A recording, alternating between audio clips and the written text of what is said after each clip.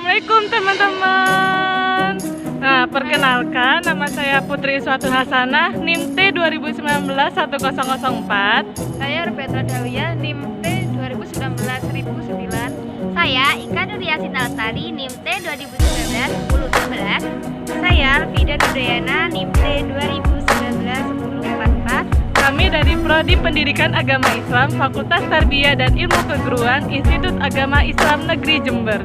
Di sini kami akan membahas tentang macam-macam metode filsafat pendidikan, yaitu yang pertama metode positivistik, yang kedua metode fenomenologi, dan yang ketiga yaitu metode kritis. Mari kita simak satu persatu.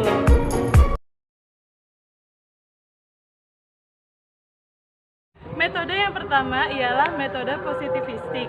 Nah, metode positivistik atau positivisme adalah sesuatu aliran filsafat yang berpangkal pada sesuatu yang aktif yang didasarkan pada data empiris. Nah, pada dasarnya juga metode ini meyakini bahwa pengetahuan yang paling benar ialah dari pengalaman.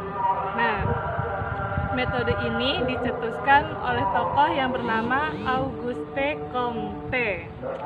Nah, di metode ini ada beberapa konsep yang positif menurut Auguste Comte.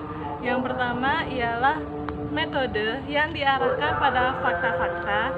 Yang kedua adalah metode yang diarahkan pada perbaikan yang terus-menerus. Yang ketiga ialah metode yang diarahkan pada kecermatan. Yang keempat adalah metode yang diarahkan kepada kepastian. Nah, dari Auguste Comte sendiri menyatakan bahwa metode ini harus bersifat empiris, realistik, dan aktual. Terima kasih. Selanjutnya adalah metode fenomenologis.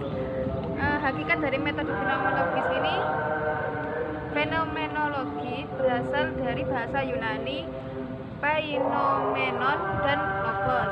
Painomenon berarti tampak dan painen berarti memperlihatkan. Sedangkan logos berarti kata, ucapan, rasio, pertimbangan. Fenomenologi ini merupakan metode dan filsafat. Fenomenologi memberitakan langkah-langkah yang harus diambil sehingga kita sampai pada fase fenomena yang murni. Fenomenologi mempelajari dan melukiskan ciri-ciri intrinsik fenomena-fenomena sebagaimana fenomena-fenomena itu sendiri menyikapkan diri kepada kesadaran. Kita harus bertolak dari subjek manusia serta kesadarannya dan berupaya untuk kembali kepada kesadaran umum. Untuk mencapai bidang kesadaran murni, kita harus membebaskan diri dari pengalaman serta gambaran kehidupan sehari-hari. Secara umum, fenomenologi ini bisa dilihat dari dua posisi.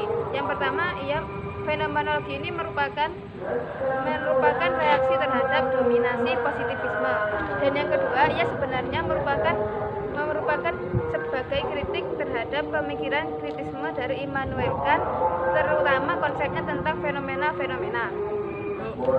Di sini saya akan melanjutkan penjelasan dari Robi, yaitu tentang metode fenomenologis. Jadi bisa ditarik kesimpulan bahwa metode fenomenologis yaitu suatu kajian terhadap fenomena yang nampak dalam kesadaran kita, dan kita itu bisa melihat secara indrawi dan itu kejadiannya nyata, bukan direkayasa. Di sini saya akan mengambil contoh dari metode fenomenologis, yaitu tentang virus HIV/AIDS. Nah, kenapa saya mengambil contoh ini? Karena sebagian besar orang pasti jika dalam lingkungannya terkena virus HIV/AIDS, maka kebanyakan kan akan seperti menjauhi mereka. Mereka tidak akan mau berinteraksi dengan mereka. Nah, ini seperti diskriminatif. Ya enggak, Rek? Iya. Penelitian ini berfokus pada fenomena yang terdiri dari penanganan diskriminatif yang menjadi pengalaman hidup para penderita HIV/AIDS. Maka dari itu kita itu mencari informasi tentang orang yang terkena HIV/AIDS, bagaimana dia bisa bertahan hidup, apa motivasi dia untuk sampai sekarang itu masih hidup, dan apakah masih ada orang yang peduli terhadap mereka. Setelah data yang kita kumpulkan tadi, dalam studi fenomenologis ini berupa data teks atau narasi deskriptif. Lalu fokus penelitian ini juga dapat dilakukan dengan metode fenomenologis. Jadi itu kita mengetahui apa saja fenomena yang terjadi pada kehidupan kita sehari-hari secara nyata dan tidak rekayasa. Nah, selanjutnya yaitu metode kritis. Di sini saya akan sedikit memaparkan tentang metode kritis dalam filsafat. Metode ini bersifat praktis dan dijalankan dalam percakapan-percakapan.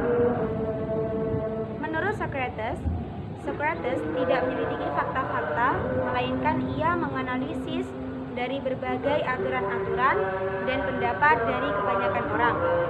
Metode Socrates biasanya disebut metode dialektika, di mana ia menggunakan metode wawancara atau dialog yang mempunyai peranan hakiki di dalamnya.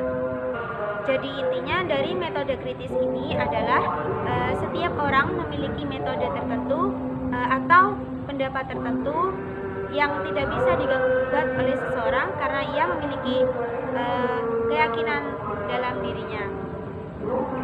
Nah, begitulah tadi metode-metode dalam filsafat pendidikan. Oke, sekian dari kelompok kami. Mohon maaf apabila ada salah kata dan perbuatan. Kami mengucapkan mohon maaf yang sebesar-besarnya. Terima kasih dan wassalamualaikum.